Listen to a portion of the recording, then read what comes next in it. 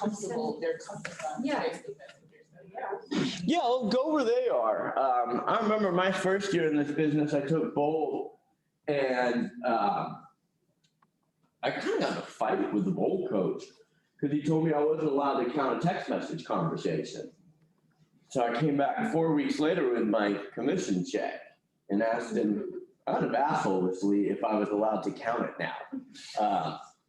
And he still told me no. They've changed that opinion over the last 10 years because we do know message is absolutely an effective way to communicate. In all honesty, if like I call my friends, they might literally, if I'm calling some of my guy friends, they're going to assume I'm like giving them some sort of bet. Somebody has passed away. Somebody's been in a car crash. Like if I see one of my buddies calling my phone, I'm like, oh shit, something bad's going. Like I'll step out of the room because clearly, like if a buddy is calling me in the middle of the workday, however, it would not be unusual at all to send a text message or a Facebook message. So you go where your clients are. Kind of know, you know, and I talked about like if I have a buyer or a seller that sends me a text message, I don't call them back, I text them back. They send me an email, I email them back. You communicate on the level they want to communicate with your client. Same thing with the people in your database. Go to where they are to create those conversations. There's nothing wrong, and you can absolutely. A deal you get off of Facebook counts just as much as a deal you get off the phone. What I do notice is some of us know that we probably have some clients we should be getting on the phone with, but sometimes we like to hide behind the messages. And so make sure you're not doing that. There are clients you do want to pick up the phone. You do have that kind of relationship where it wouldn't be so odd that you call. Might even be more odd if you just send a text. So kind of know whether you're kind of cheating the system or playing within the rules of the system. Does that kind of make sense? I have a question. Uh-huh. So I like grew up in Austin, have a lot of friends from there. Is it I've been calling them and letting them know I'm an agent? Like, is that productive? Yeah, absolutely. So for all of you, who's got friends outside of Dallas? Anybody? Online, I assume most of you guys know people outside of Dallas. Like Carolyn, I know you're in New York, so you probably know some people up there. You can be letting them know that you can help them even if they live in another state or even another country. You're allowed to get referral business. So especially if you know you've got a good pocket of friends down in Austin, starting to connect with some agents out of the Austin area may be a good idea so that you've got one or two. But what you're able to do is refer. So let those friends know, hey, if you guys move or are thinking of making a move, let me know and I'll get one of my awesome business partners down in Austin to help you guys out. And so what happens then is you get what's called a referral fee. So you would have an agent, say Tim Heil, he's one of our mega agents down in Austin. And so I call Tim and I'd say, hey, Tim, I've got a good buddy. They're thinking about listing their house and purchasing a house out in Round Rock. Wanted to see if you'd be able to help. Yeah, I'd love to help. Awesome. How about a 25% referral fee? And so that means and I can get it on both deals by letting them know, hey, they're going to be selling and they're going to be purchasing, and I'd like the referral fee on both deals. But Tim's a smart guy. He knows he'd have never met these folks otherwise. So 75% of two deals is a heck of a lot better than 0%. So he's happy to take that referral, and I'm more than happy to then send in that information. And when they close on the sale of their house, I get a nice little check for, $3,000. And then they purchase a nice $800,000 house, and I get a check for $6,000. So, that's a nice $9,000 payday, and all I had to do was make a couple of phone calls and send a contact information over. Vice versa, in starting to build those relationships is now you've got a two-way relationship with a lot of people from Austin that move up to Dallas. So that agent Tim maybe calls you 6 months later and says, hey, it was such an awesome time working with your clients. I've actually got some friends that are moving to the Dallas area. We've got their house on the market down here. Would you be willing to work with them as a buyer for a 25% referral fee? And so you would take those clients, you would make 75% of the commission, and you'd send 25 back to Tim. And so referrals can be big. Through Command, you're able to find referral partners. So we'll pop into Command, do our little 10 to 15 minutes in Command this morning, and we can go over how to find referrals. But the best way I know how is, unfortunately, it's not going on right now, but when we get out of this damn pandemic, We have two really big events at Keller Williams. One is Family Reunion. That takes place every year in February. This year it is scheduled to be in Las Vegas. I have a very big feeling that we will not be having that event in person and it will be virtual and online. And then every late August, early September, we do an event called Family or Mega Camp, and that's in Austin every year. And so that's really nice for us Dallas agents because we can just drive down there. It's typically about 2.5 days. The agent portion is only like 2 days, so you can drive down. I know some agents drive down at like 5 on the morning of, only have to stay one night in a hotel. But for me, I always love any excuse to go to Austin. It's a good time. So we go down to 6th Street. It's funny, when I lived down there, we didn't go to bars like Coyote Ugly, but when you go with the Keller Williams people, like we packed that place. Duke's Dueling Piano Bar down there, like, or I think it's Pete's down there. Yeah, I normally when I was like 22 and lived down there, like my buddies and I would never go to that place. Man, when you go down there with a realtor convention, it is insane how many KW agents are there. There's about 20,000 of us that converge on Austin every year. So that's an awesome opportunity to go get to meet agents from across the country. And it ties into one of the classes you had at the beginning of the week, your value proposition.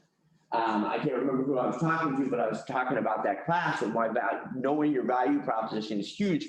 What a lot of agents in the conventions will do is you're all like sitting in a line. Is there agents that will just walk by and hand you their card? Hey, I'm in Orlando. I'm in Orlando. I'm in Orlando.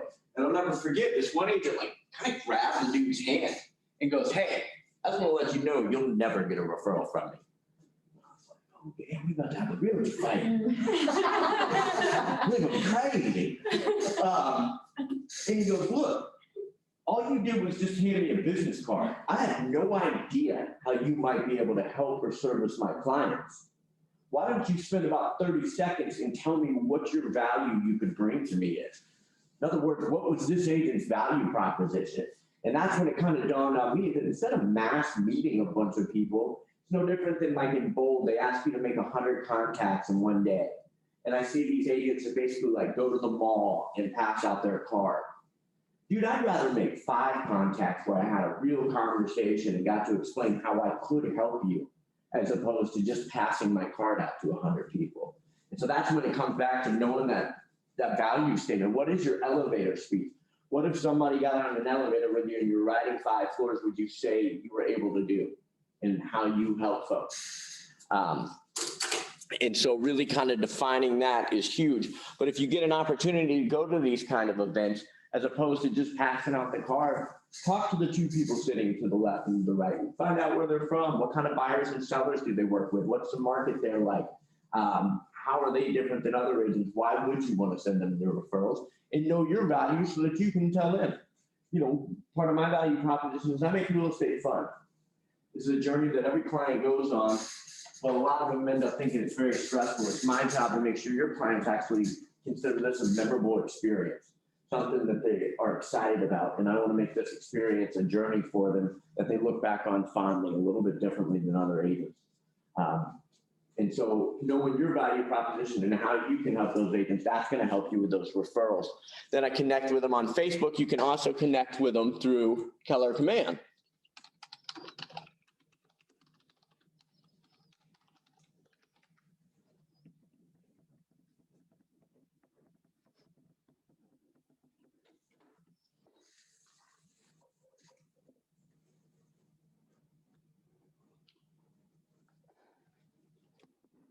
Boy, it is just creeping along this computer. So on the left-hand side, the 5th item down is referrals.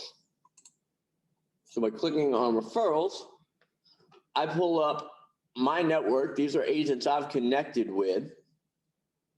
I've got some invites I need to go in, but I've got 118 agents that I've connected with. So I can always come in and search my network and see who do I know in a particular city.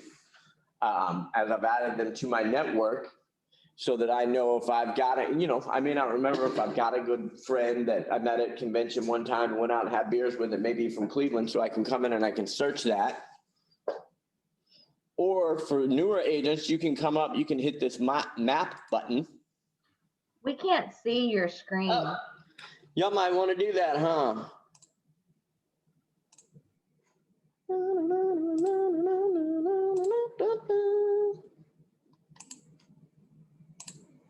So I'm inside, we'll go back to the home. Inside of command, it's gonna be the 5th one down, referrals. It'll drop you into your network. These are agents I've connected with. So you can see I've got quite a few in Portland. These are a lot of the agents I worked with up there. But then if you hit the map button, you can scroll in. So maybe I do need an agent down in Austin.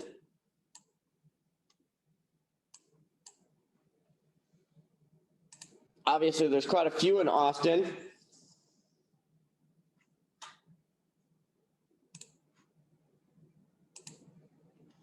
And I can change by production. I can look for different market centers down there.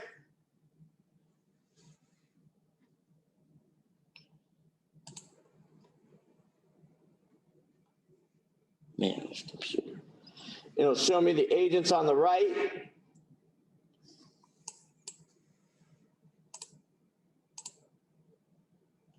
Should allow me to sort by production.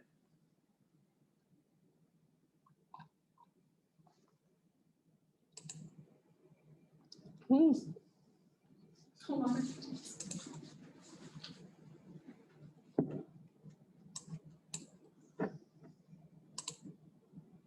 So I can go over here and I can filter out, I can find out, do I want somebody that's in KW Maps Mastery coaching? That means they coach at the top level in our business. Are they a luxury agent? Maybe I'm looking for commercial or land. Maybe I'm like a younger agent.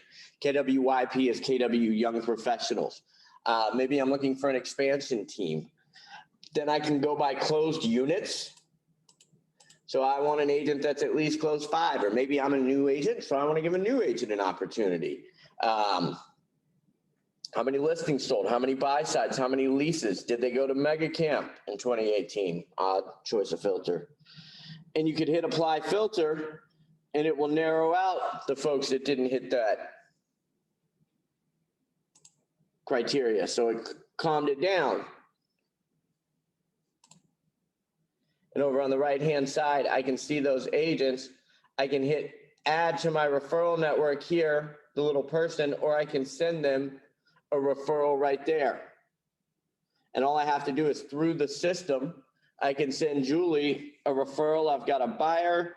She's got 24 hours to accept it. I think they're going to be at 300,000. I can write a note.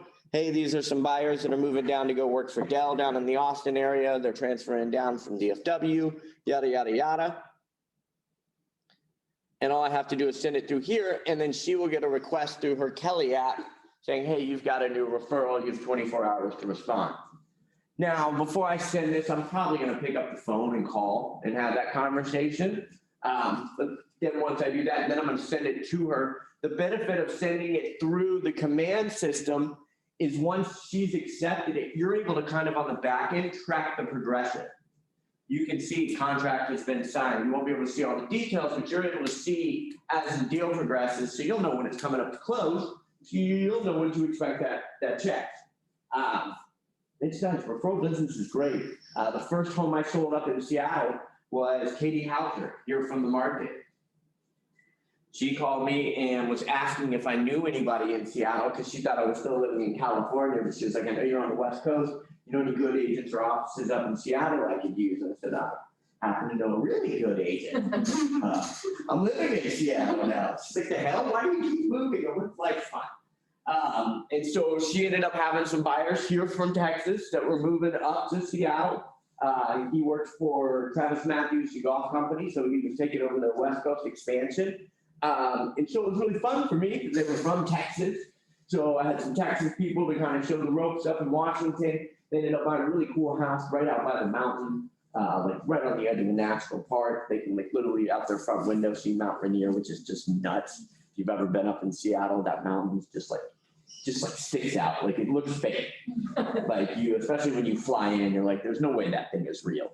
And so it's really cool. And so that was a referral deal. So Katie made a nice like $4,000 off that deal. And I made a nice $12,000 off that deal. And we both were really happy. We closed that the day before Thanksgiving. So it was 1 year ago today. So referral business can be really, really good. So let those friends and those family members that are in Austin, that are in Louisiana, that are in, when you meet, even folks you meet in hockey tournaments from across the country. One of the things you could go on, there's a couple different referral networks on Facebook that people will say, hey, I need an agent in Plano. I'll tell you the reason why they created this system was because the Facebook groups were so,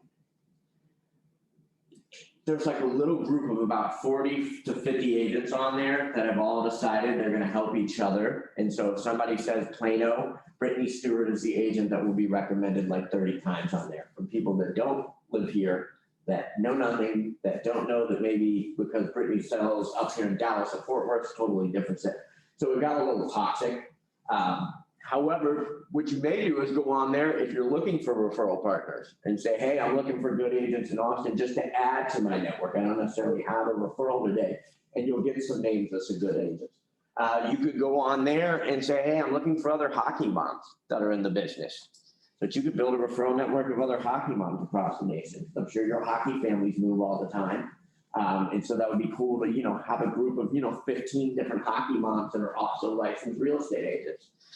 And build a fun little network. And that would be fun, when you guys go to Mega Camp or you go to Vegas for family reunion, that's a fun group to maybe go get together with. So we go out as a market center, probably 2 out of the 3 nights at family reunion, but you have typically one night you go, mingle and kind of meet people. And then normally we all end up at the same bars. And so you get to meet people from KWs. It's pretty weird scene. They normally turn one of the hotels into like a little nightclub. My second year there was like this 80-year-old lady on the dance floor doing like one of these to me.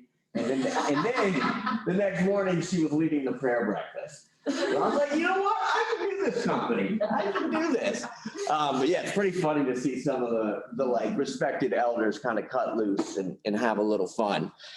We probably do lose a good staff member like at some KW office every year because of family reunions. Some bad decisions. It's Vegas. Like some people can't handle being let out of the house for like 4 days.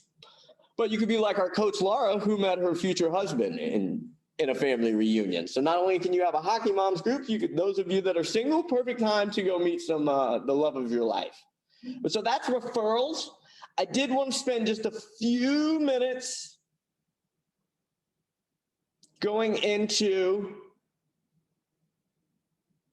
designs. So I know you've got a couple open houses this weekend. Who else got an open house? Awesome. So one of the ways you can make a flyer is through designs. Has anybody played around with designs? Anybody online, you guys played with designs? A little bit, not at all? Yep. I have, yeah. Cool. So designs are where we've got all sorts of pre-made marketing. So like I said, one of the benefits of working as a company with like Keller Williams is you typically don't have to create your own wheel. There's somebody out there that's created it for you. So like I can design my own flyer, but that's not necessarily like what I get paid for. Now, and I'm not gonna lie, this is not the easiest editing software I have used by any stretch of the imagination. It should get better as it goes. But it's still, I'm able to put a flyer together in a couple of minutes. The first time it's going to take you a little bit longer. First time you do anything, it's going to take the first contract you write. It's going to take you a while. Then you'll get to the point where, man, I was writing offers when it was hot during the summer. Like I could write one up in like 5 minutes pretty quickly. Yeah, Hunter, you're so right on this one. We were trying to create a presentation in this tool and it was not very easy. So no. The content in this is world-class. It's probably the best out there, number one. So what I did is I took the content and put in Google Docs and there you go.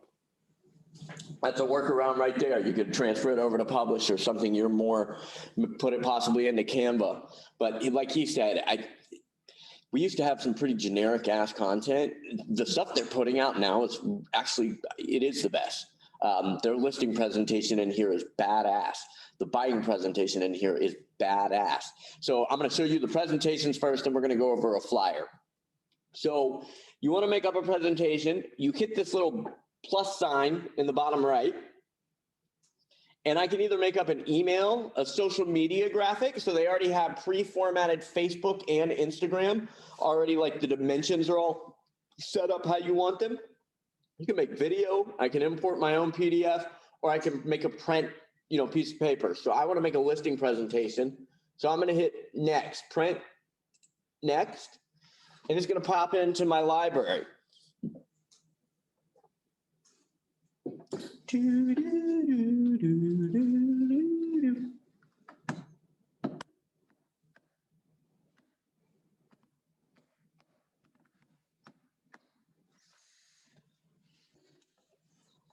Command sometimes has some issues, but I think this may be our computer. It seems to be working really slow. So like right now, this is all about your app, and it's all sorts of different postcards that you can use.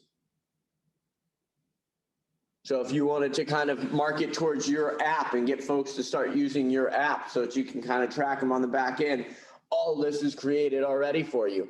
But so maybe we're going to go meet with our first buyer this week, and we want a good buyer presentation. So you click on buyer.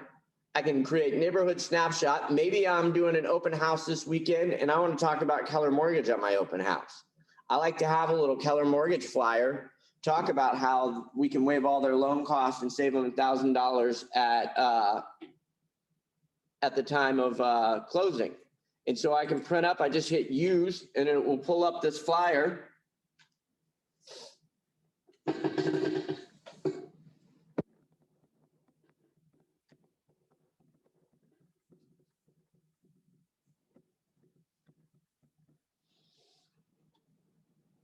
And talks about home loans made simple.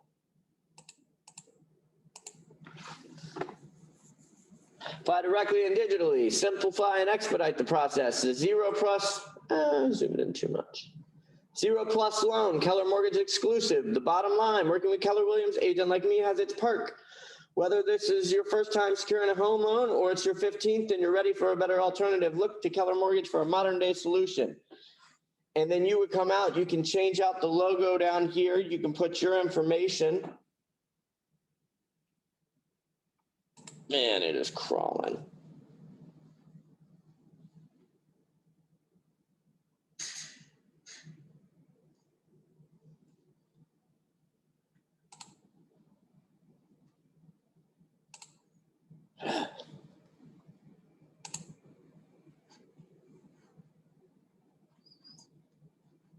And you can come in, you can change this, you can add photos to it.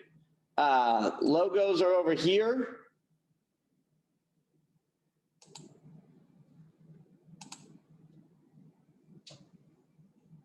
So you can change out a generic Keller Williams logo.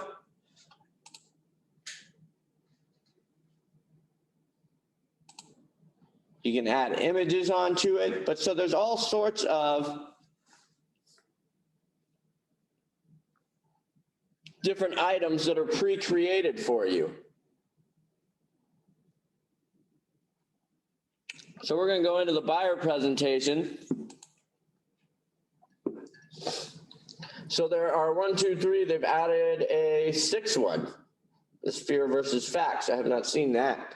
But so there are 5 versions of the Your Guide to Home Ownership.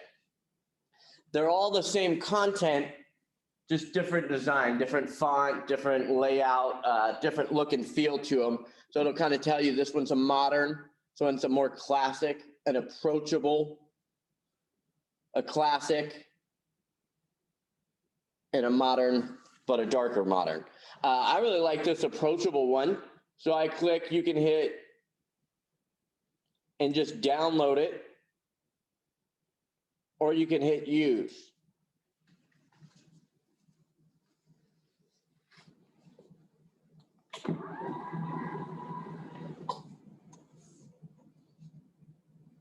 And so all the pages over here are on your left-hand side. What I like to do is come in and just pick the pages you like, and you just hit the add new page button. So if I want to add this cover page, I hit add new page. Down here, I can see which pages I have added to my presentation.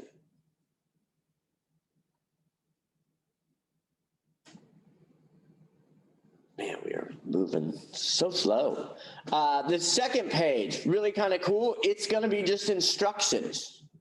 Literally like, how do you do this thing?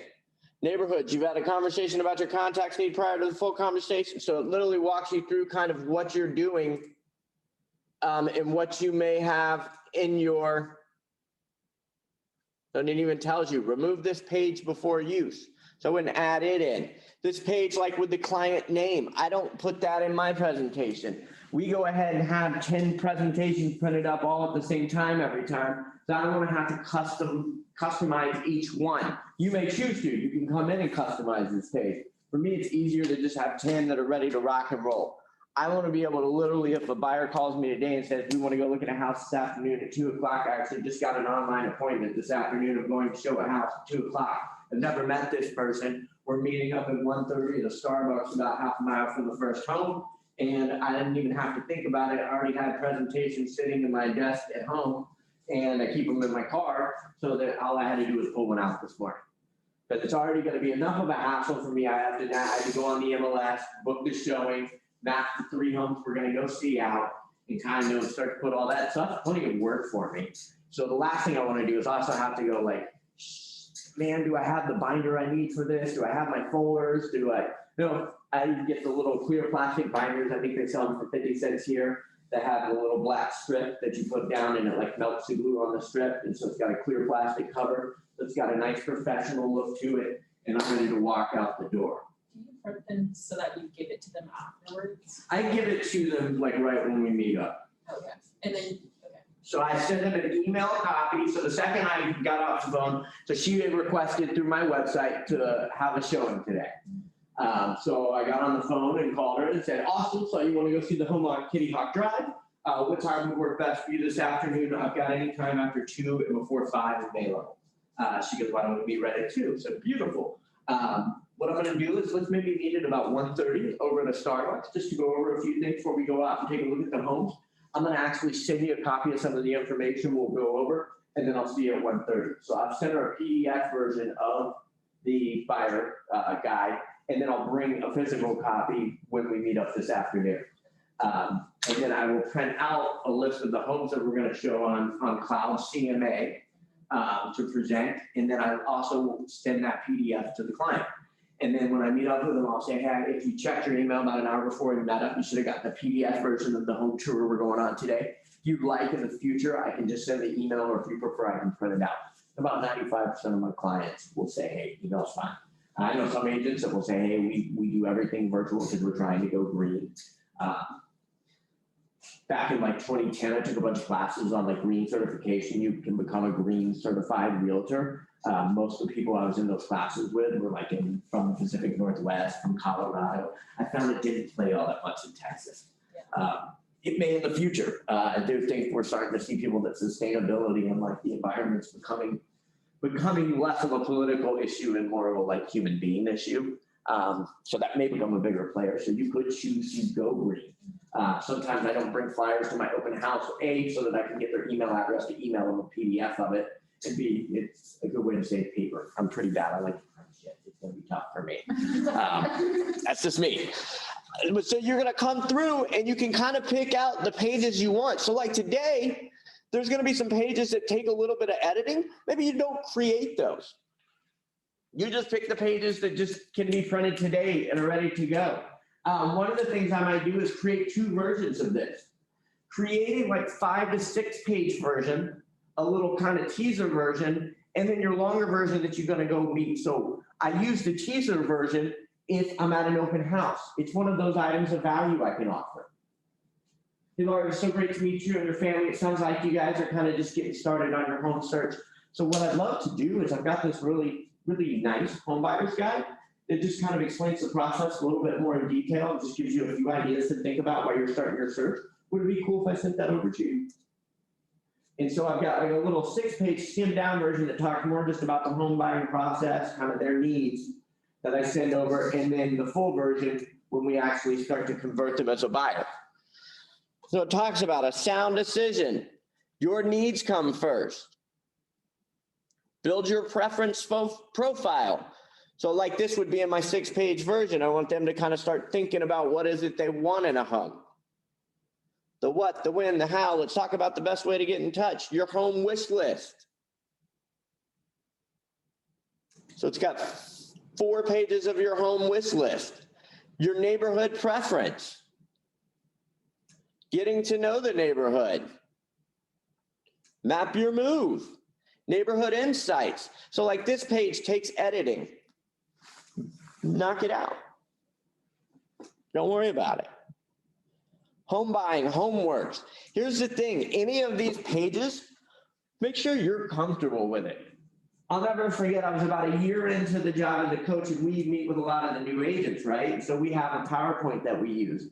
And there was this slide, I can't even remember what it was, but it was always in my presentation, and I didn't even understand it. I didn't know how to explain it, and it made no sense to me. And so finally, after like a year of doing it, I went to our assistant team leader at the time, and I was like, hey, how do you walk people through this slide? She goes, I actually don't really understand it. Okay, we go to the team leader. Hey, how do you walk people through this slide? She goes, I just skip over it. Then what the hell are we having it in? None of us know what it means, and yet we're still putting what they said, and why are we keeping it? So if you're not comfortable with it, don't go with it. Just because it's in here, you know, there's going to be some graphs in here. Some of them are pretty easy to kind of walk someone through. Some of them, it takes me 10 minutes. I can get you through it. I don't want to spend 10 minutes having to like, right, you see this little line over here. What that means is your time on the market. And then this little symbol over here, that's going to mean the price. And if you correlate those two, it really gets you to this like vortex right here. And if you get the circumference of that, that'll show you how many days on the market you should expect to be. We don't want to have to do that. I want to make it nice and simple. But so like this is a great page to have in the little 6-page packet. How home buying works. How buying a home works. Partner with an agent. Get pre-approved for a loan. Find your new home. Make your offer and negotiate the terms. You want to make sure, especially not as much on the buyer side, but on the listing package, and we can pull that up. We're going to run out of time today. That's just how it is. You need to know where the presentations are. But so make sure it's stuff that you're willing to do. I'm not going to have drone photography for all of my listings. I don't want my listing presentation to promise you drone photography. But so you got how home buying works, financing your future home, home loans made simple, real value experience. So this is kind of your biography. Maybe as a new agent, we just knock that page out. Maybe instead of using your numbers, you use the office's numbers. So we can give you the total amount of like listings sold last year, listings volume. Maybe use Keller Williams International. Same thing with this, my competitive advantage. Your trusted partner. These are some testimonial pages. My promise to you, a promise to the community, searching safely. So this is what I like about these is they update them. So like when this presentation came out 9 months ago, they didn't have this searching safely page. We weren't offering socially distanced tours. Contactless transactions wasn't necessarily something we were bragging about. Now it is. And so that's what I like is it's, you know, a presentation for the moment. Bottom line, your app, a really nice glossary of commonly used terms, a back cover page. And then for some reason, it has a second version of all those pages. But so really nice, clean, good looking. You can save it as a PDF. You can download it and print it. So you can go over here to print. You can download.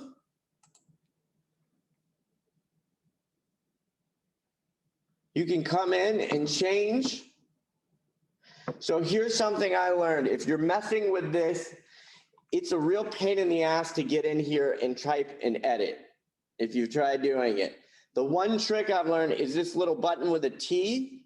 The typewriter will at least pull up the text. It makes it a heck of a lot easier for me to go in and edit it. I spent many an hour trying to like get my cursor and it wouldn't click in here. And I'm like, good God. and there may have been some bad words said and things thrown. And I called my dad and I was like, I hate this system. Damn thing won't let me type anywhere. And he goes, hit the typewriter button. I'm like, I didn't know what that was.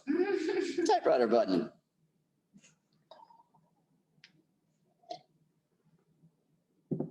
So you've got listing presentations, buyer presentations, flyers for open houses, flyers for just listed, flyers for coming soon.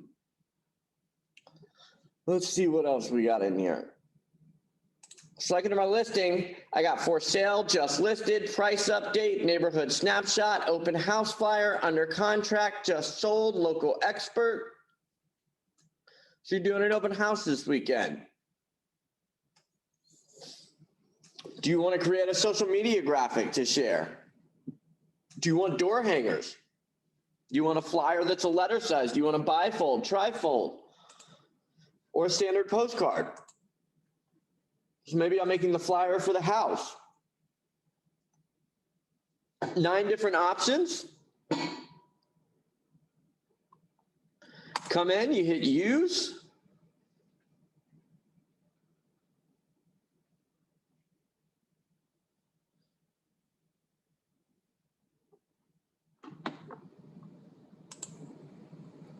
You can search for the listing.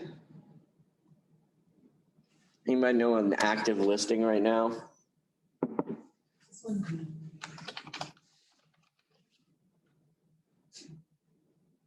2509 Nighthawk Drive. That's the old Plano, one. Texas. That's yours? Yeah. Oh, wow. I'm doing that one too on Sunday. Are you doing that one on Saturday? Saturday. Okay. How did I find that one? She's on, well, we said the listing in Wisconsin. I just called them, the agent. So 2509 Nighthawk pops up. I hit select. Now it goes ahead and it automatically brings the photos over from.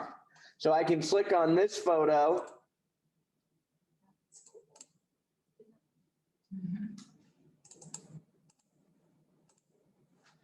Ah, I was like trying to go on the MLS and like trying to get a picture. and I'll do that too. Why is it not? Where's your dad? I'm just kidding.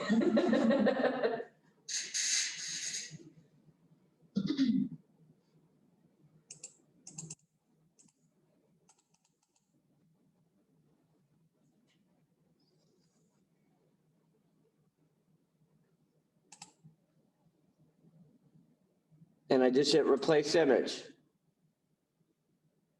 And it pops that image over for me. You can come, you'll take out, add your photo, add your name, your information. You can add our logo. You can come up here and change out the details. You can just sub them out, but it's easier for me to just come in, hit the typewriter and just change them out. So it's a 4-bed, 3-bath, however many square feet, listed at, built in. So like I said, is it the easiest to use system? Unfortunately not. I hope we get it there. Because I think the content, like Suresh said, is probably some of the best stuff I've seen. There are more options on this system than any other program I've used. It's cleaner looking. It's constantly updated with new stuff. I just hope they get to the point where they make it a hell of a lot easier for us to get in and just like Publisher or Canva, real quickly make those changes, stuff slides and moves well. So that's kind of your design side. So you've got, like I said, all sorts of different stuff, different lead generation. So home values. So find out what your home is worth. So that's going to kind of segues us perfect into today. We're talking about listings and finding sellers and where do we find them. And so one of the things you may do, you can door knock a neighborhood with these door hangers. You can send out postcards. If you were farming a neighborhood, you could send out these postcards. And you can see the back page is behind it right there.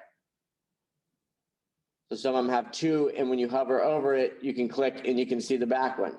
So if you're curious about what a buyer might be willing to pay for your home, call me today. So So we're gonna kind of segue in. So today's topic is the sellers. Let me pull up our little PowerPoint.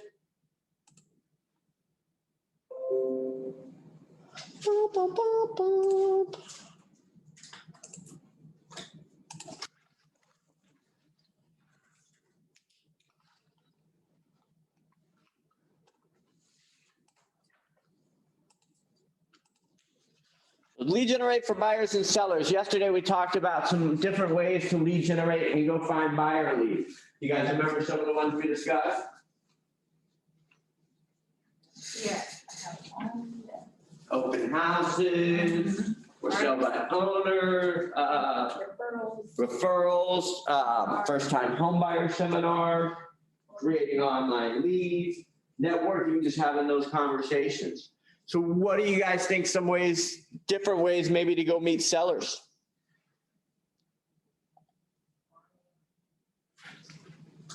Farming is going to be absolutely, you're looking for sellers in a farm. Geographic farming is probably one of the most popular ways to get listings. If you can get to the point, like I met an agent up in Philadelphia, he does like $200 million a year. I think he was like the #3 agent in Keller Williams for like 2 years in a row. And he doesn't leave like a 6-mile radius. Like that's it. He like has his little neighborhood and that's what he dominates. And if, man, I would love to have a career where I could just like literally leave 6 miles. Like I'm driving to South Dallas today to go show some houses down in DeSoto off of Thorntree Golf Course. So unfortunately my business, I can drive 40, 50 miles in a day and it's no big deal. 6 miles sounds really kind of nice. So there's farming. What else do you guys think? You can meet sellers at open houses also, or sellers also at open houses. Absolutely. So one of the things we would do is, so we talked about like with open houses, going out and door knocking and inviting, we on our team, we do 10 homes to the right, 10 to the left, 20 across the street. And we would talk to them and let them know, hey, if I was having an open house from 1 to 3, I would get permission from the sellers to hold it open actually 30 minutes extra early. And we would invite those neighbors to a neighbors only preview. So knock, knock. Hey, Hunter Webb, Keller Williams, you may have seen, we've got the new listing over there off of Main Street. You guys seen the signs in the yard? Yeah, we're super excited. We got it listed for $450. It's 3 bedrooms, 2.5 baths. Just hit the market this week. We're actually going to be holding it open this weekend from 1 to 3. But we're actually even going to be doing a neighbors only open house preview from 12:30 to 1. So if you guys want to come by and just kind of check it out, or if you've got friends or family that have always wanted to live in the neighborhood, we'd love you to bring them by. At the same time, we're also going to be doing complimentary CMA so that neighbors like yourself can find out the value of your home. So if you're interested in knowing what your home may be worth in today's market, we'd love to see you on Saturday from 12:30 to 1, and we'll get you that information. And so I know that most of the people that show up from 12:30 to 1, now some people just see the signs, they're going to walk in. But I know that a lot of the people that come through in that 30 minutes are going to be neighbors or friends and family of the neighbors. And so I'm looking for that opportunity to pick up other listings here in that neighborhood. So I won't actually, if they come in, I'll say, hey, Ray, can I get you, are you interested in a complimentary CMA and knowing the value of your home? Awesome. And so at that point, I don't do it there at the open house. Say, great, tell me a little bit more about your house. Awesome. How long have you guys lived there? What updates have you made? Beautiful. Well, I actually get off at 3. I'd love to swing by and just spend about 2 to 3 minutes, kind of do a quick tour of the home, kind of see these updates so that I get a real feel. Some will say yes, some will say no. I don't push that very hard. And then I go home and I do a CMA for those folks that came through the open house. I call them, I try to get their phone number, call them and say, hey, Shay, it was such a pleasure meeting you at the open house this weekend. Just finished up the CMA or the comparative market analysis of your house. When would be a good time maybe to swing by and just go over that for about 15 minutes? I'd ideally like to get back in front of them to present it. If she pushes back, I didn't tell them that they had to meet with me when I offered it to them. So I'm more than happy to send it to them. I would like to, even if I send it to them, go over it with them on the phone, just because I want them to understand what the hell they're looking at. So I can walk them through and explain how we took a home that was 300 square feet bigger and actually subtracted value from it to figure out what your home might be worth in that same condition. So I, want to walk them through, but that's an awesome opportunity to meet seller leads. The one script I always use in an open house is, I greet them at the door. Hey, Hunter Webb Keller Williams, a little bit about the home, 3 bedrooms, 2.5 baths, built in 2015, just over 2,000 square feet. Gonna have the master bedroom downstairs, secondary bedrooms upstairs, really nice game room. They've completely updated the bathrooms throughout the house. You guys feel free, walk around. If you have any questions, let me know. That's my kind of little elevator speech right at the front. Then I go back towards the back into the kitchen area, and as they walk through, the question I always ask is, so do you currently live in the area? Because that's where I can start to figure out, are they a buyer lead or are they a seller lead? Buyer lead's gonna tell me things like, no, we don't live in the area, we live in Dallas, but we're looking to move out to the suburbs, just get a little bit more space. Turns out after 9 months of 3 kids and a 1,500 square foot townhome in the middle of Dallas, we miss grass and we miss going outside and being able to play and do fun stuff. Awesome. So I know I've got a potential buyer lead and possibly a seller down in Dallas. Or no, we live in the neighborhood. We've been here for 5 years. We love it. We're never going anywhere. Beautiful. So I start to then ask them if they give me, and you'll have those neighborhoods, we're not going anywhere. Well, shit, I sold a lot of houses of people that told me they were never going anywhere. Life changes and it changes fast for some of us. So you don't necessarily know where you'll be. If you had asked me in March if I'd be living in Texas, I would have told you absolutely not a chance. When you asked me April 1st, we were writing up a contract on a house. Pandemics happen. So, but so now I know, even if they say, hey, we're never moving, beautiful. I start to ask them about the neighborhood. Awesome. Well, so you've been here for 5 years, so you've probably seen the neighborhood grow quite a bit over the last couple of years. What are some of your favorite things about the neighborhood? So at least now I have a little bit more ammunition for like the next buyer that walks in. I can talk a little bit more about the neighborhood. You'll get some of those folks that come into your open house that they do. They've lived in the neighborhood for 20 years. They actually don't plan on leaving, but they just want to see everyone's house. They're those looky-loos. Here's what's fun about those people. They tend to know everything about the neighborhood. And if you can start to build rapport with them, even in a 5-minute open house, they'll give you like 10 leads. Well, we would never leave the neighborhood, but I do know, I think Mary and Tom Susan down the hall or down the street there, I think they're getting a divorce. And I know the Johnson's kids just moved out to college. God, thank God that little kid was an asshole. And they know, you know those people. That's who I'm looking for in a farm or at an open house. I want to find, when I'm farming, I need to find that neighbor who knows everything. I've got one in my neighborhood. I already know who she is. And man, she knows everybody and everything that's going on. Only issue is, when you see her and you're walking your dog, it's now going to become a 30 to 45-minute conversation. And I have 2 labs that are not well trained. So the whole time in these conversations, I'm just hanging on for dear life as they're chasing squirrels. But so open houses, great opportunity to meet buyers and sellers. Where else might you find sellers? Cold calling for sale by owners and expireds. Absolutely. For sale by owner, fastest source of business opportunity. Somebody that knows we want to sell our house, we just aren't necessarily sure what the hell we're doing. I believe last year was one of the highest percentages of for sale by owners that ended up using a listing agent. It was something like 92% of the homes that were listed for sale by owner eventually listed. On average, it takes about 8 weeks. I would say in this market, it's probably a little bit shorter because the market's so hot. People start to realize that, after about 4 weeks, 2 of my neighbors' homes have come up and gone already. In the follow-up, you want to be making those calls if you're doing for sale by owners and you want to set the appointment right away. But even some of the appointments you go on, got a need that's going on like 3 appointments, keeps coming up against they're overpriced. How do I tell them I'm going to net them more if they're overpriced? Well, because you're actually going to sell their house, and what they're offering right now, they're not even going to net anything because they're so overpriced and they're poorly marketed. But you've got to have that follow-up plan, just like doing an open house. If I'm going to spend my 3 hours at the beginning of the week preparing, I'm going to go out and I'm going to door knock, I'm going to go out and I'm going to call around to the neighborhood, then I absolutely need to make sure I follow up. Same thing with for sale by owners. If I'm going to take the time to call them, that's a that takes some confidence, man. That's not for everybody. It's not for the faint of heart. But if you're going to do that part, then you got to have the follow up. And the follow up can be coming to them from value. as opposed to just always calling and seeing if they want to list with you. Maybe you send them a blank, maybe week 1, you send them a blank seller's disclosure. Maybe week 2, you send them 10 helpful tips to stage their home. Maybe week 3, you send them, and maybe every week on Monday, you send them updated stats for their neighborhood. Why? 2 reasons.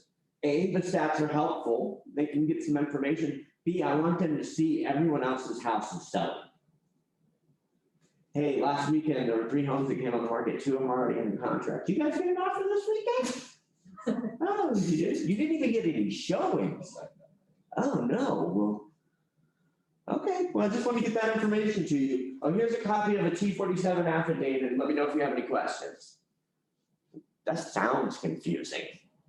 This is a T47 affidavit. You're coming from value, while at the same time, by giving them stacks showing them other people are selling, by giving them these documents they need, hey, I'm giving you something of value. By the way, it's also kind of confusing. Did you know you even needed a T47 affidavit? Do you even know what it goes with? It goes with your survey. You have to get that notarized.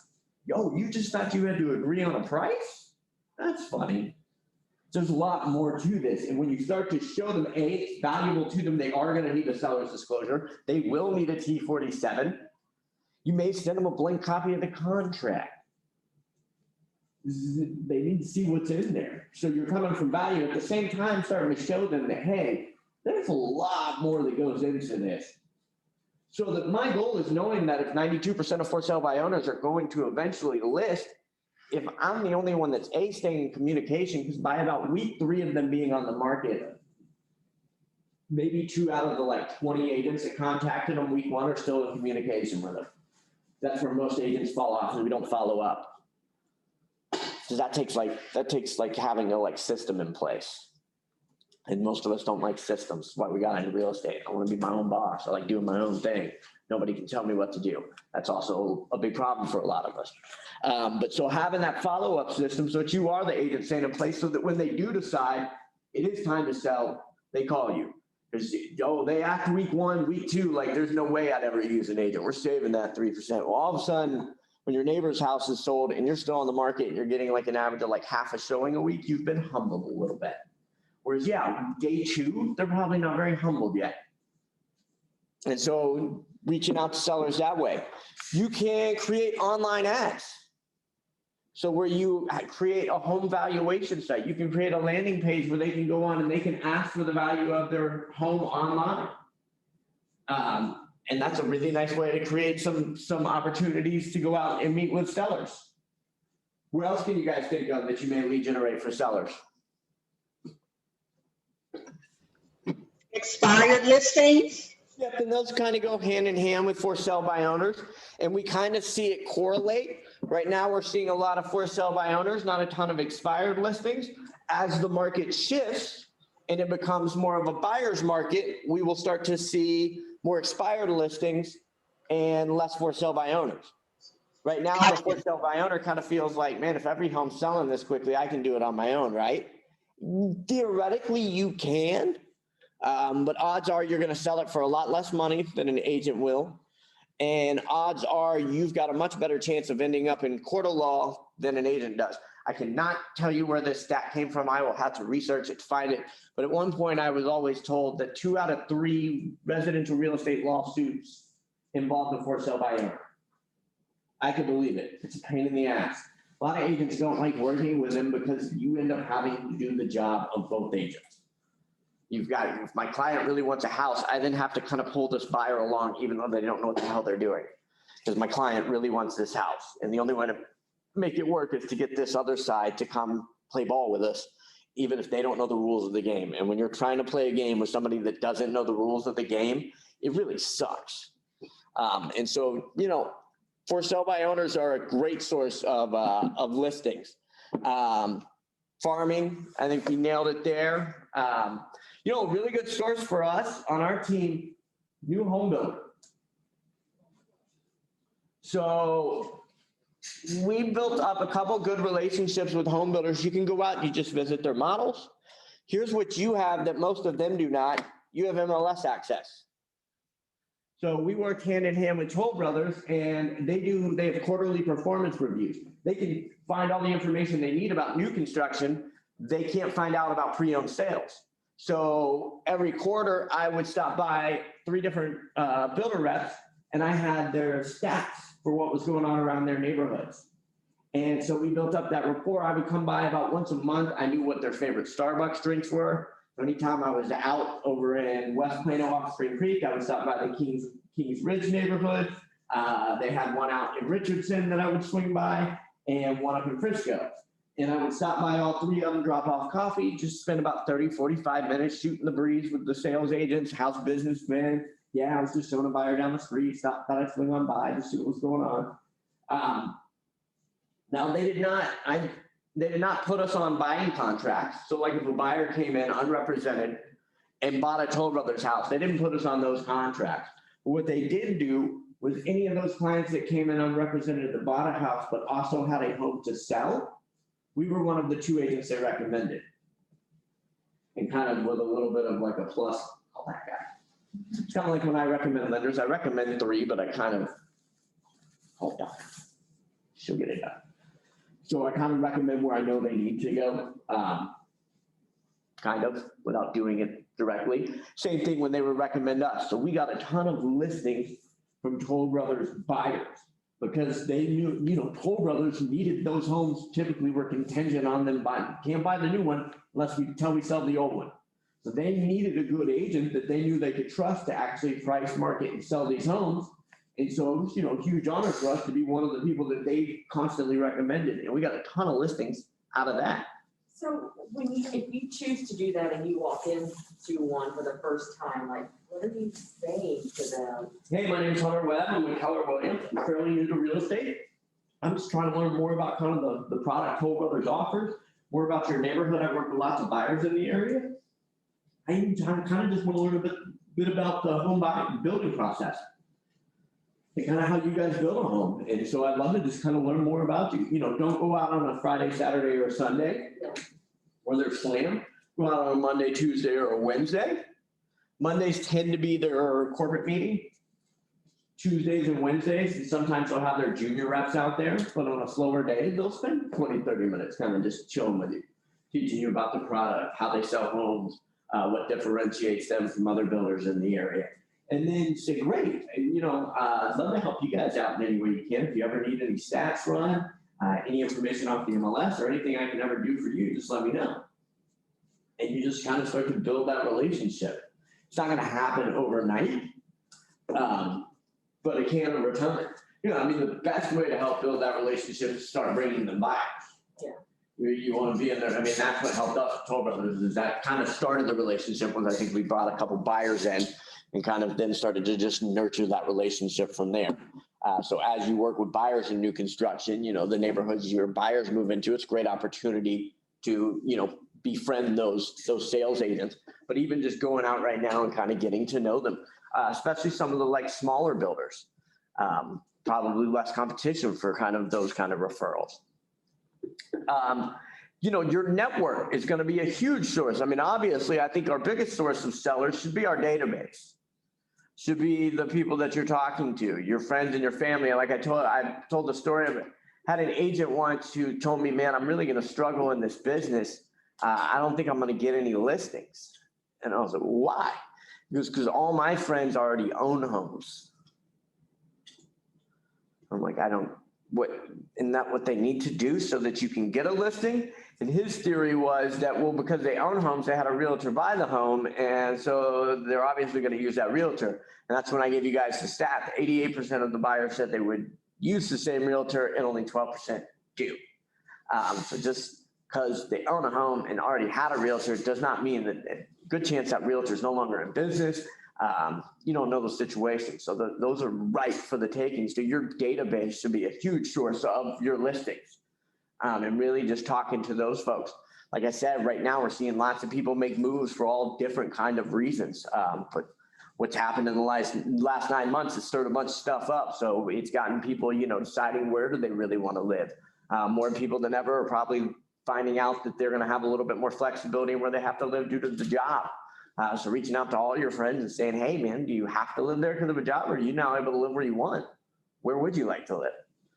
Like, that's not something a lot of us have ever gotten to think about. Like, where, if I could just live anywhere, would I like to live? And so it's reaching out that database, your network of vendors, your plumbers, your electricians, your interior designers, those folks. They all, know folks, that call them over to get stuff fixed before they put their home on the market. Good general contractors should get you 3 or 4 good listing opportunities a year, because he knows when he's going over to fix up homes of people that are getting ready to put their home on the market. And so it's, having that relationship with those folks. I'll throw you as much business as I can, but the best way for me to throw you business is to keep me busy with listings and buyers. So if you know of any listings and buyers, would love the opportunity to help them out. And it's amazing how many of those folks don't get asked for business, because I ask them all the time. How many agents ever ask you for referrals? Like down in the office, like never. I think it's because we think everyone will be asking her. Well, no, most of us are not. It's like I said about the people that worked above us, they never have been marketed to. Half of the people when I went and talked to them didn't even know what the hell we did down here. Like, I hear you guys yelling about leads every morning, but I don't know what the heck is going on. And so it's creating those conversations with your vendors, with your network, with your database. Any other ideas where you might find some seller leads? Hunter, I have a question about something you were talking about with new construction. Yeah. Could you talk a little bit more about the data? You said that quarterly you usually provide them with some sort of data. I think you said pre-construction builds, or I'm not sure. Could you go further into that? So like I'd run a just quick CMA on like what's happening in 75080. If that was the area they were in, typically in the price points. So say these were Toll Brothers homes that were being sold for 500. We'd run a search from like 400 to 650 in the zip code. How many are active? How many are sold? And just print up that quick CMA sheet. So that they could just have those kind of numbers to know, is their sales volume matching up to what they're seeing on pre-owned? Are there any trends they're noticing? How are they stacking up? And then if they ask to see the actual listings, I'd gladly send them over if they wanted to see, some photos on any of them. But typically just that quick CMA, they needed that, I guess, for their presentation to the corporate bosses. And so it got to the point where I'd literally get a text from one of them saying, hey, quarterly, it's coming up in a week. Can you get those over to me? So it became almost like a chore, but it was fine because she was giving me enough business. I didn't mind kind of knowing that I was her stats guy. And so that was a really good opportunity. And then we ended up getting the opportunity to list their homes. That was kind of nice. We did it for a flat fee. I think it was like $1,000 in and $1,000 out. So we would put in the Toll Brothers listings. We would take their photos, input them into the MLS, list them, and then pull them out. But there's one agent in DFW who does almost all of the big new construction now, Ben Caballero. I believe he's with KW now. But he literally lists 3,000 homes a year. He'll be the #1 listing in terms of volume. However, there are lots of smaller builders that may be looking for that kind of help. Another thing with smaller builders is if they have a model and they only have one salesperson, that salesperson typically takes at least 2 days off a week. A lot of those smaller builders, they just have the model closed for those 2 days. I'll hold it open. And you can get the opportunity to go sit through their model and work with buyers and meet buyer leads that way. And potential sellers, and if they're buying, they hopefully have a home to sell. So new home buyers can be a good source of business. So keep that stuff in mind when you're going out. You meet a small builder, there might be opportunity to help them out that maybe with a company like D.R. Horton, they're probably pretty well staffed at their places. But some of these, small Toll Brothers at the time was fairly new to the Texas area. So there was opportunity. They weren't as well staffed as they are today. So Thank you. compliance, do not call, absolutely. Find seller leads, obviously your database. So it's making those 10 calls, 10 contacts a day, adding folks to your database as you meet folks, adding them, whether it's a command system, whether you use your phone as a database, whether you use Facebook, you want one place where you can find everybody. Open houses, referrals that we talked about this afternoon. So connecting questions, get details to add to your database. Connecting is an important part of prospecting, what we covered in lead generation model of this course. People want to do business with people that they see as motivated, capable, and likable. Focus on connecting with the seller so that you can build rapport and also find out how willing and ready the seller is. What are life events motivating them to think about selling? What needs or wants are they looking for to fulfill with a move? Fully understand the seller's motivation and how strong that motivation is.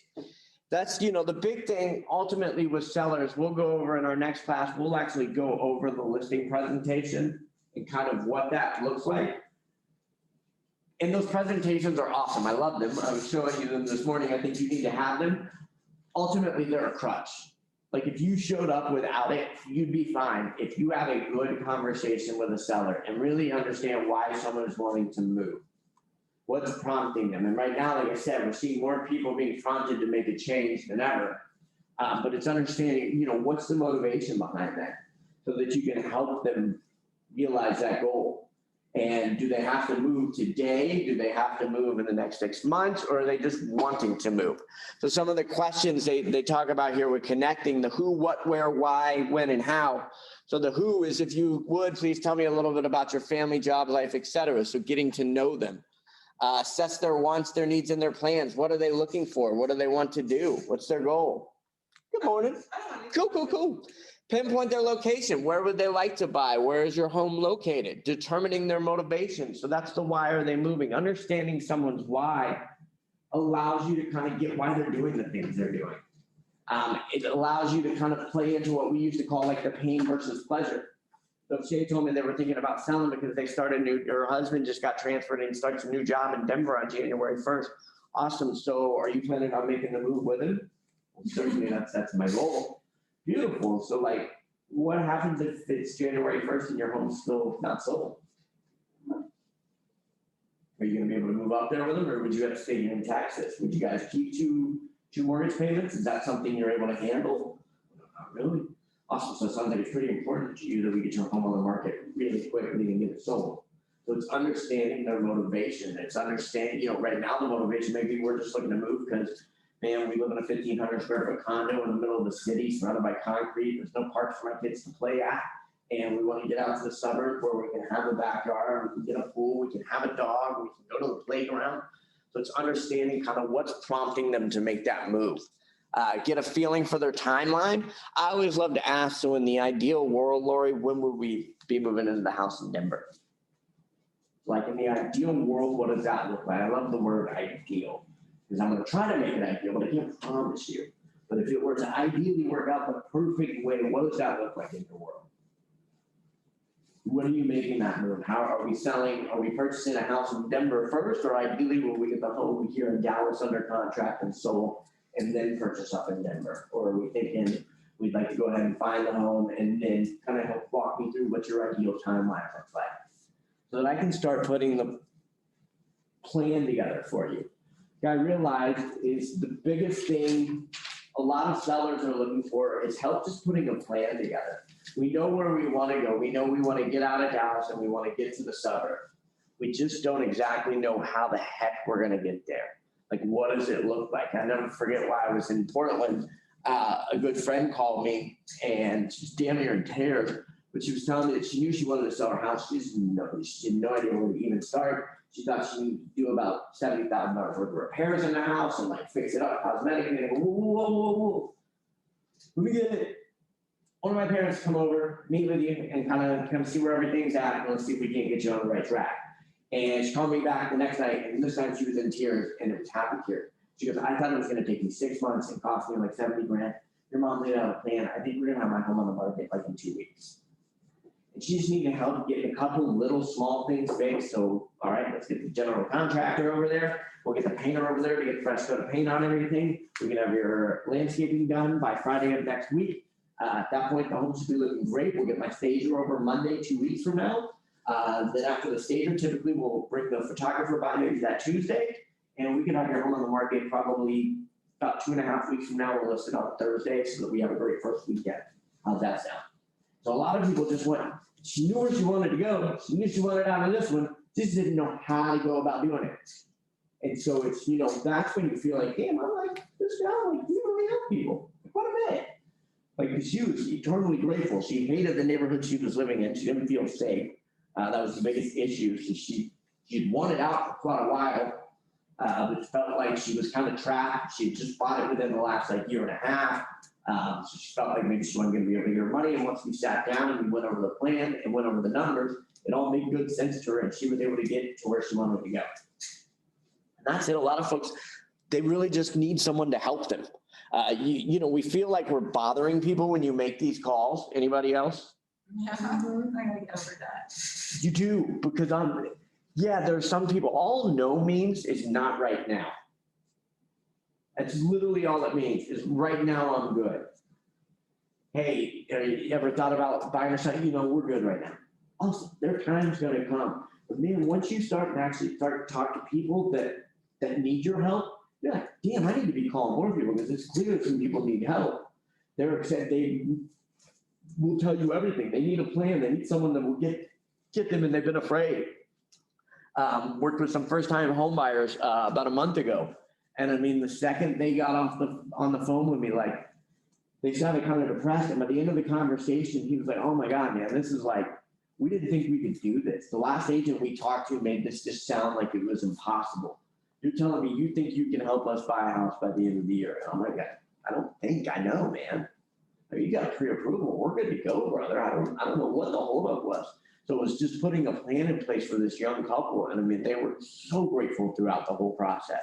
Like, every time, you're the best, man. Like, all I'm doing my normal day-to-day job. But in their minds, I might as well have been Superman, which is a cool feeling. And that's when you realize there are lots of people like that they want to do these things in their life. They just don't know how to get there.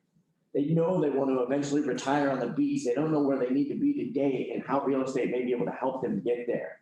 Maybe it's finding that first investment property. Maybe it's helping them find an investment property at the beach so that they can eventually move there full time. So it's just helping them realize these dreams. And once you start to get to have those conversations, you realize that, the people that say no, they're just saying not today. But their day will come and they're going to be as grateful. So I'm going to stay in contact with them, but you're going to find those people that want that help today. And that's when you're like, okay, man, that's when I put my cape on and we go to work. And you help them come up with that plan, figure out where they want to go and put that plan. And it sets their expectations. How do you plan to do this? Most of their answers, I don't know, man. That's why I'm meeting with you. Great, let's put a plan to get you and your husband to Denver by January 1st. It's going to be a tight plan. We got literally about 4 weeks to get it done, and we got holidays in the middle of those weeks. But I promise you, if we market your home correctly, we price it aggressively, we will have you under contract and in Denver by January 1st. And when I understand their motivation, then when it does come time to price the home, I know whether I'm going to be really fighting you or not. Now, if you said, we actually already bought our house, we built it up in Salina. Brand new construction. We actually moved in about 3 weeks ago. We got to sell this one at some point. But you know what? We're not in any huge rush. We actually paid it off about 5 years ago. We were going to leave it to our kids, but they don't want to move back to Texas. So we thought we'd just go ahead and put it on the market.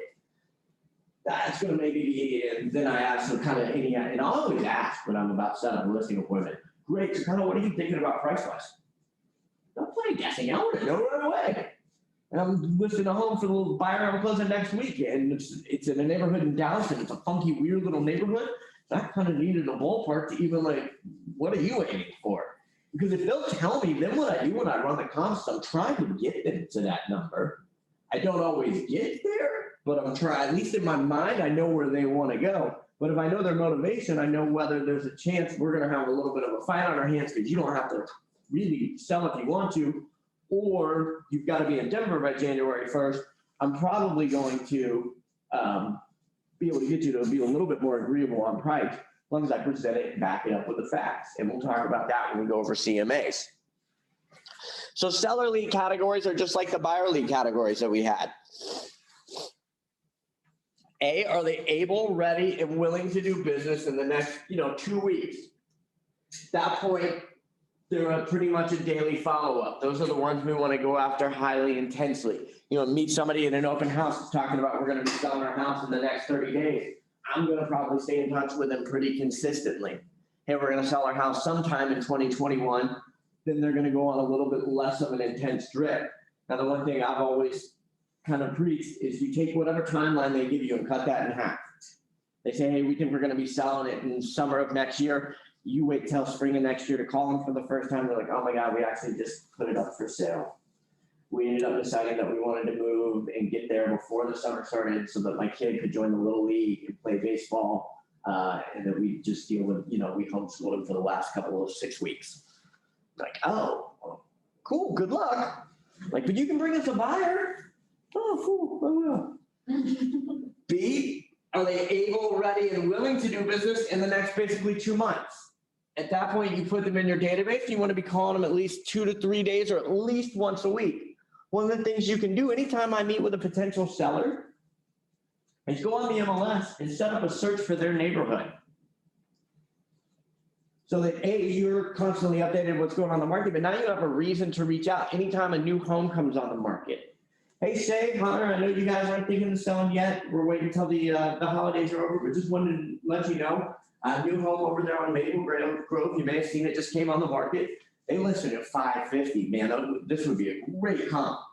So hopefully by the time we end up putting your home on, maybe they've gone under contract and gotten it sold so we can use that comp number. So I'll absolutely keep an eye on that. And if anything else, I'll keep you updated.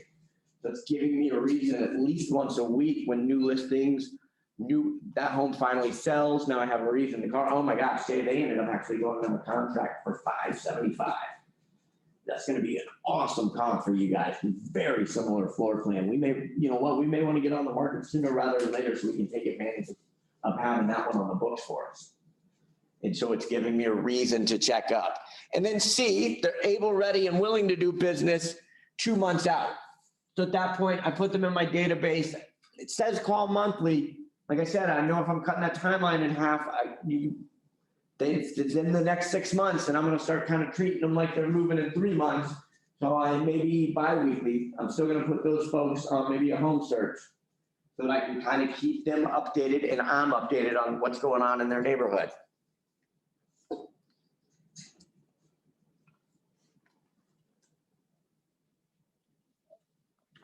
So it is. It's the opportunity. It's asking for that appointment. We talked about the National Association of Realtors profile that they did on the buyers and sellers. And like I said, the number's the same for the seller side. 3 out of 4 sellers will only meet with one agent.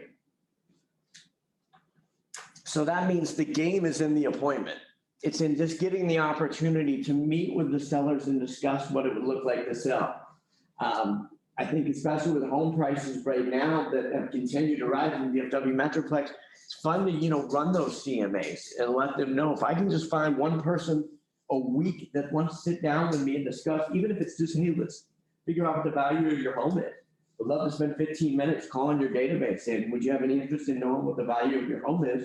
Run a CMA, great. When would be a good time to get together, either over a cup of coffee or I can swing by the house, just spend about 15 minutes, go over these numbers with you. Be amazed just having that conversation, showing people that bought their home in 2015 for $250, that their home's now worth $300,000. All of a sudden, maybe they're like, well, maybe we do want to get a move. So it's just create those appointment opportunities and know that the sellers aren't meeting with, we used to go to all these classes that would tell us how to what scripts to use so that they wouldn't have the meeting with 7 other agents. I've never gotten to use any of those because I've never gone up against 7 other agents. You'll go up against 1 or 2 every now and then. Maybe you're in a neighborhood where there's a local specialist and you're interviewing for that. Easiest way to combat that is great. So they sell a lot of homes in your neighborhood, and I absolutely understand why you would want to meet with that agent. Just curious, do all the buyers for those homes come from the neighborhood? Because I market not just to your neighborhood, I market to make sure we're finding buyers outside of your neighborhood to bring into your neighborhood. My fears with that local expert is that they know everyone in your neighborhood. but they may not have the kind of reach I do to find the buyers that aren't coming from your neighborhood. Because oftentimes I find homes don't sell from inside the neighborhood. So the neighborhood expert's great, but that's not where their buyer's coming from. So easy way to combat that is, I market to the buyers all the way across the Metroplex. We even reach out throughout the country, and with a home like yours, we're actually going to be marketing across the globe. We'll be running some Facebook ads over in the Middle East for prospective buyers, as well as maybe using sites like WeChat to advertise to our investor friends over in China. So talking about kind of how you can internationally reach buyers, that local experts like, well, I've sold 12 houses in the neighborhood in the last 20 years. So it's a way to combat it. You'd ideally like to become that neighborhood expert though, so that you're the one that gets that first opportunity. So you're asking for the appointment. If it's a client that isn't ready to meet, then it's asking them for a referral. So if they're not thinking of selling, who do they know that might be? And then asking them to reciprocate the connection you've made. So it is that database is where you're going to find a ton of that business. So pre-qualifying your sellers, understanding their motivation. Why are they looking to make that move? Positioning yourself as an expert, and that's where we have to get in and really know our numbers. And one of the really good things this market center does is at our monthly sales meeting is they keep us updated on what's happening in the market, but you want to be that hyper-local expert. And so hyper-local means not just understanding what's happening in DFW or what's happening here in Plano, being able to tell them what's happening in their neighborhood. Does everybody know how to figure out a month's supply of inventory in a neighborhood? So we're going to do that, and then we'll call it a day today. How about online? Any of you guys know how to figure out a month's supply of inventory? Cool, cool, cool. So these are kind of some of the numbers you want to be able to know.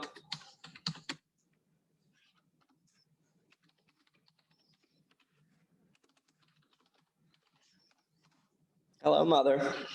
Hello, son. How are you today? I'm good. Hi, guys.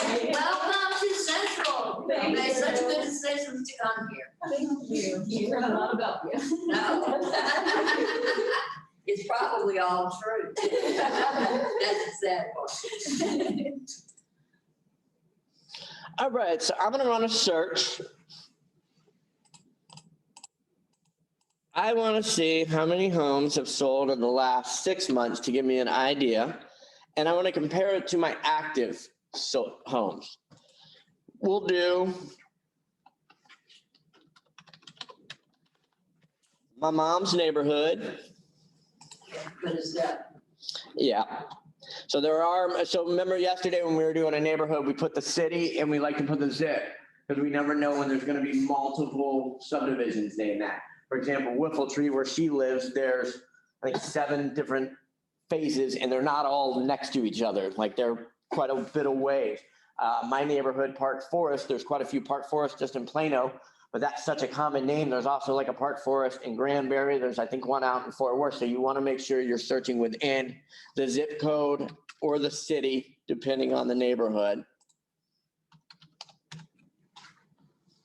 So I hit results. You can always confirm that, hey, am I pulling up what I want to? I always like to go and look on the map. So I can see all these homes they're in the same neighborhood. That's what I was looking for. I hit results. I can select all. And then I just run that quick CMA. So I can see right now there are 2 active listings. And then in the last 9 months, No. 6 months, there have been 17 solds and 6 pending. So that's a total of 23.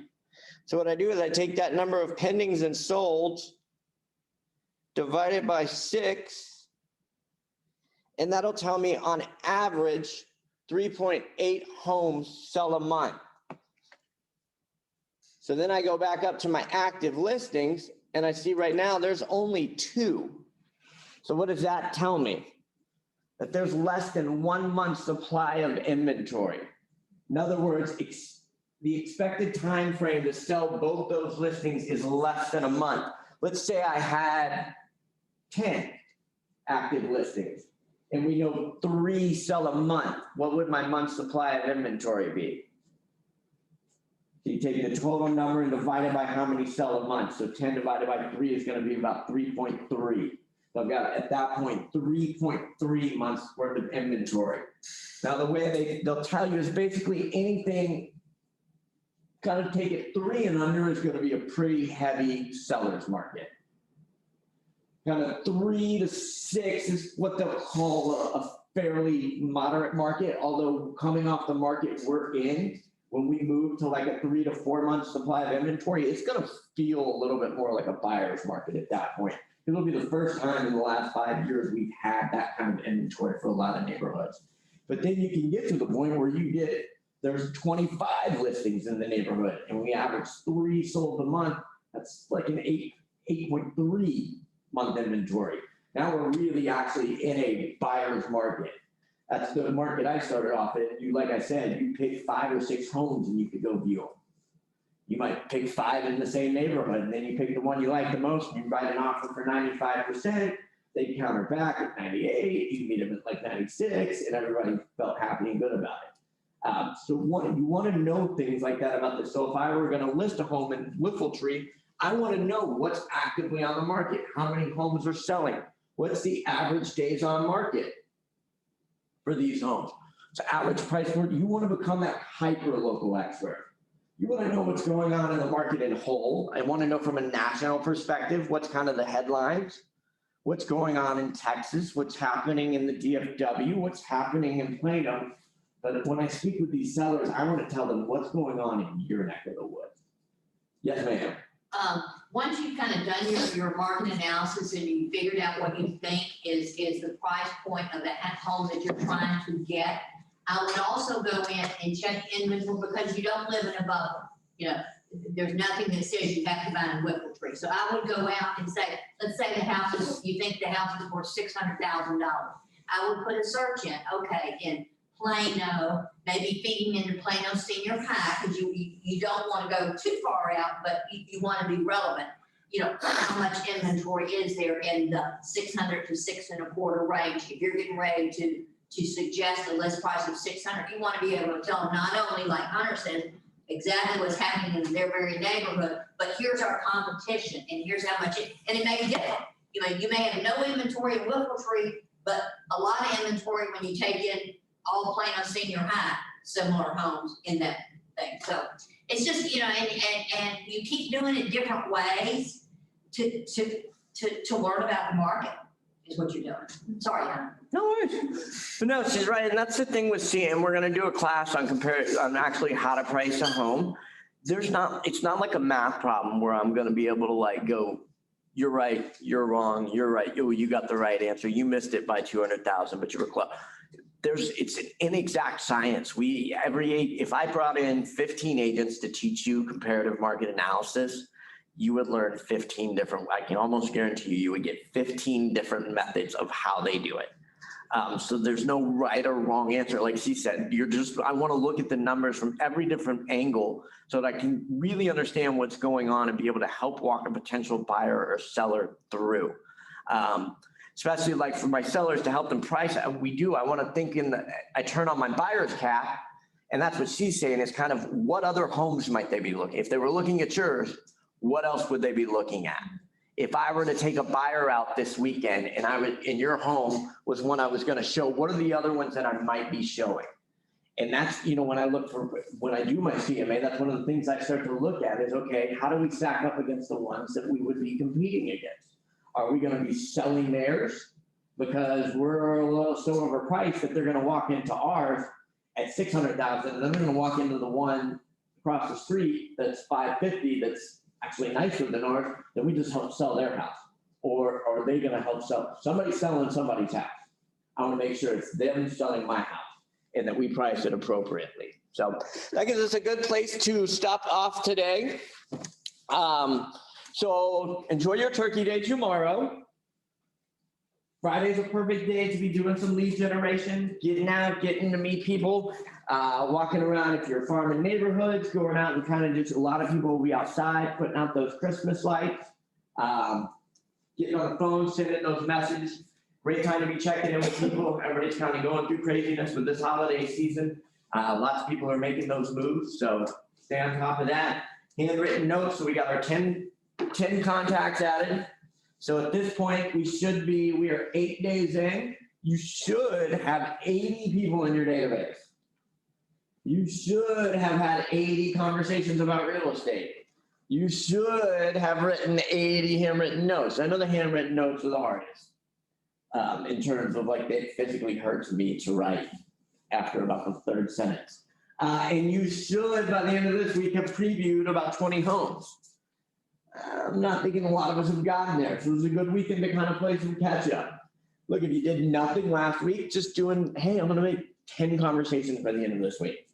So give yourself that benchmark. You know where you're at and kind of set a benchmark, man. Give yourself a little something to get uncomfortable with.